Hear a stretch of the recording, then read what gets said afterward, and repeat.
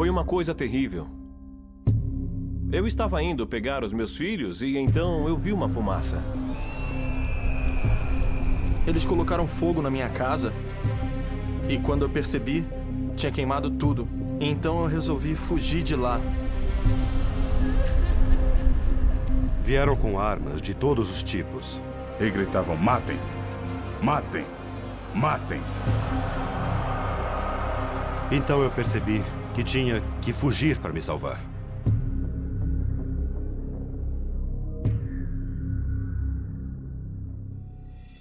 Nigéria.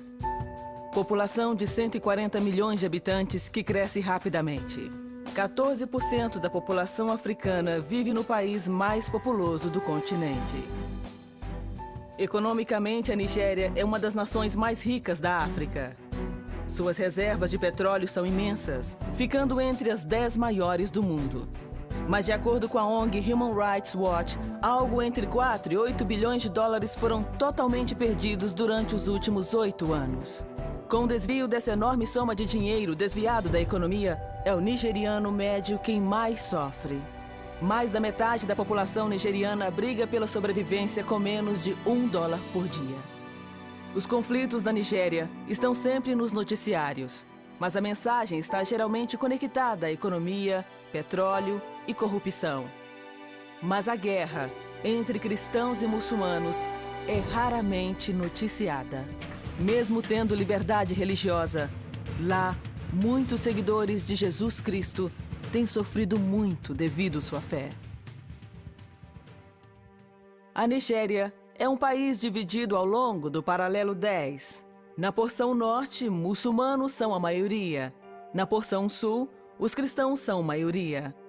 Ao longo da fronteira que divide estes dois grupos, sangue vem sendo derramado repetidamente nos últimos anos. O cristianismo veio da parte sul do país e avançou para o norte. Já o islamismo veio do norte e está indo para o sul. Mas há um ponto onde os dois se colidem.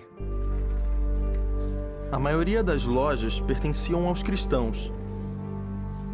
Mas o cristianismo chegou aqui e agora, onde o islamismo já estava consolidado, e os muçulmanos se sentem incomodados com a presença deles.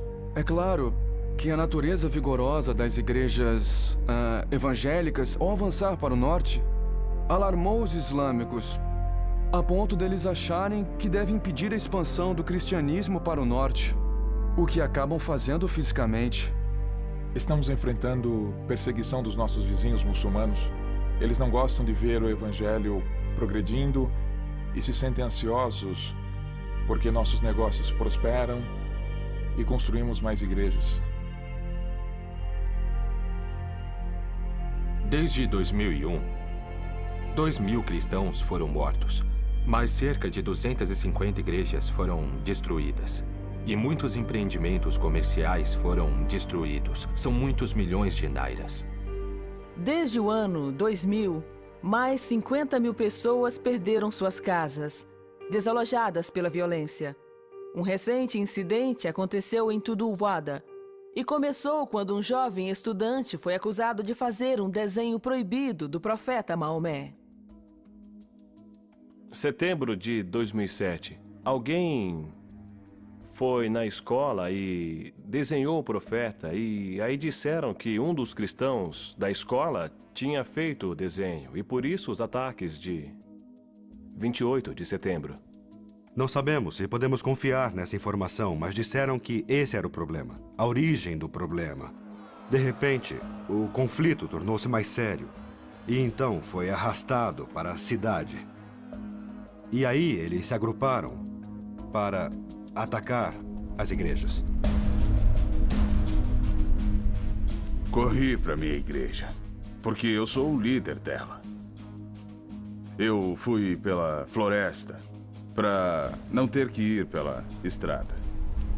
Eu cheguei aos fundos da igreja e vi que ela já estava queimando. Queimaram todas as igrejas. Vi aquilo e entrei em pânico. Eles saquearam tudo o que havia. De fato, levaram tudo o que havia na sede da igreja. Eu só fiz uma pequena oração em meu coração para Deus livrar a igreja da destruição. Quando vi, a cidade toda estava sendo atacada. Eu queria ajudar. E comecei a tirar as pessoas. Dali com a minha moto. Eu levava uma de cada vez e voltava. Fiz isso várias vezes. Então vimos uma multidão de gente vindo, carregando todos os tipos de arma e gritando Alá Okubel, Alá Okubel. Quer dizer, Deus, Alá é grande. Olhando para eles, dava para perceber que queriam sangue. Estavam prontos para matar e destruir. Foi então que percebi que tínhamos que correr dali. E ouvia as pessoas dizerem: este é um daqueles líderes cristãos. E gritavam: matem, matem, matem. Aí começaram a atirar pedras com toda a força em cima de mim. Então, pela graça de Jesus, eu escalei o muro e pulei para o outro lado e corri para salvar a minha vida. Tentamos escapar da cidade, mas eles invadiram minha casa e começaram a bater na minha mulher, seriamente. Eu pedi que eles a deixassem em paz, porque, a princípio, eles estavam pensando que eu fosse muçulmano. Mas um deles me disse que se eu fosse muçulmano, eu deveria confessar sua fé. E eu disse: eu não posso negar minha fé. Foi então que eles começaram a me agredir e bater, com as armas que eles tinham, até eu cair. Aqueles homens nos seguiram pela mata. 5 deles começaram a procurar os cristãos escondidos para matá-los. Aí eles se aproximaram e me viram, então vieram para cima de mim, tentando me esfaquear. Meus filhos choravam: mamãe, mamãe, eles querem matar o meu pai. Naquele momento, eu me levantei e disse: por favor, posso lhes fazer uma pergunta? Vocês conhecem Deus? Um deles respondeu: conhecemos Alá. E eu disse: se você conhece Deus, então não derrame meu sangue, nem o dos meus filhos neste chão. Eles olharam para mim e disseram que podíamos ir por causa dos meus filhos. Então eu comecei a chorar. Vi a mão de Deus nos livrando. Mas nem todos conseguiram escapar. 90 cristãos foram assassinados naquele dia, deixando para trás suas viúvas, membros da família e amigos. 10 igrejas foram queimadas, 36 casas e 147 lojas pertencentes a cristãos foram totalmente destruídas. 350 famílias foram desalojadas. Quando eu vi de longe que a minha casa estava sendo destruída, eu pensei na minha Bíblia. Por ser pastor de uma pequena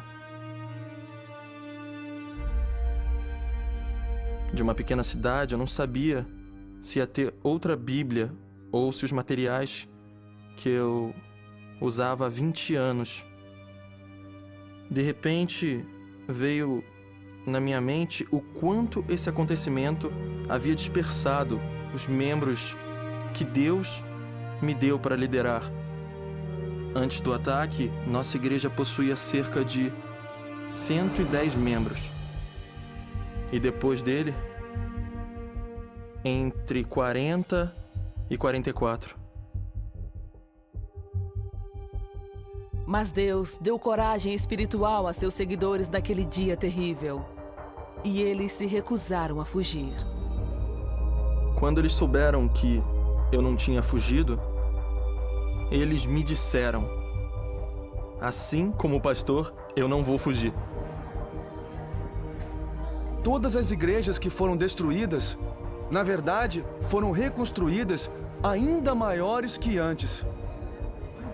E a participação tem aumentado grandemente. Então você começa a entender que, na verdade, a crise foi o ponto crucial para o crescimento do cristianismo. Foi Deus quem me trouxe. E quando Ele quiser, me levará para si. Ou para outro lugar. E é por isso que eu ainda estou vivo aqui. Os cristãos estavam se fortalecendo, mas ainda tinham muitas necessidades. Eles precisavam da intercessão de pessoas que dessem apoio. Precisavam também de ajuda prática como comida, roupa e moradia. Assim que a Portas Abertas soube da violência, ela foi atordoada para averiguar a situação. Ela supriu as necessidades espirituais, emocionais, necessidades práticas dos pastores e de toda a comunidade cristã. Eles juntaram todos os pastores e distribuíram Bíblias e outros materiais também. Todos nós ficamos muito felizes, entusiasmados com aquela cena.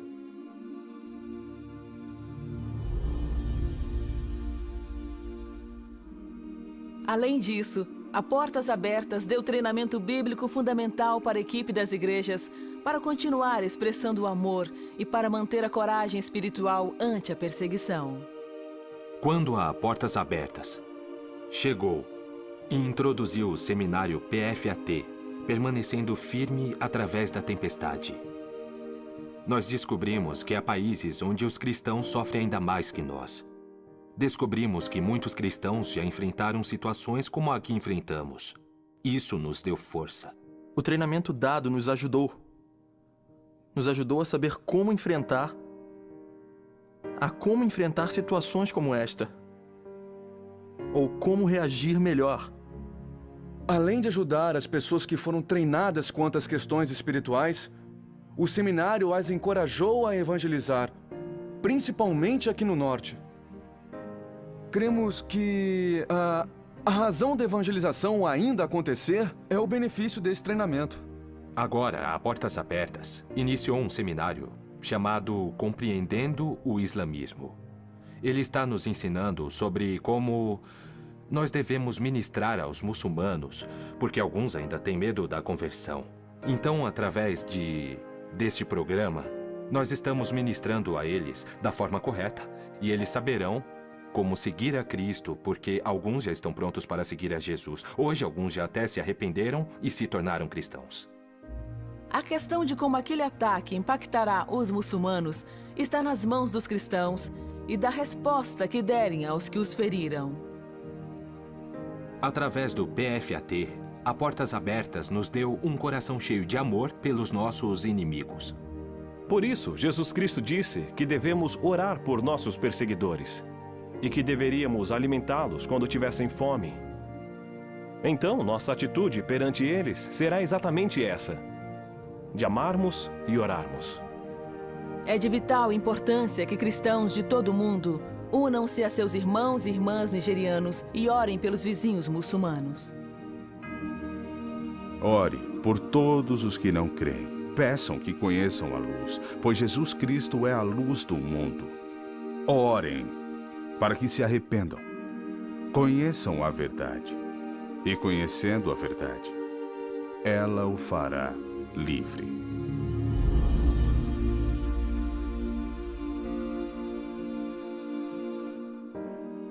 Nigéria. Em qual posição ela estará na classificação de países num próximo ano? Haverá aumento ou diminuição na perseguição? Não há resposta fácil, mas a grande necessidade que existe neste país é o perdão. E é isso que os cristãos tentam expressar de forma plausível. Eles anseiam viver no amor de Jesus Cristo do mesmo modo como ele viveu há 2000 anos. Ele perdoou as pessoas que o crucificaram. Este é o exemplo que a Nigéria testemunha nos dias de hoje. E é isso que vai abrir milhares ou milhões de corações para a verdade do Evangelho.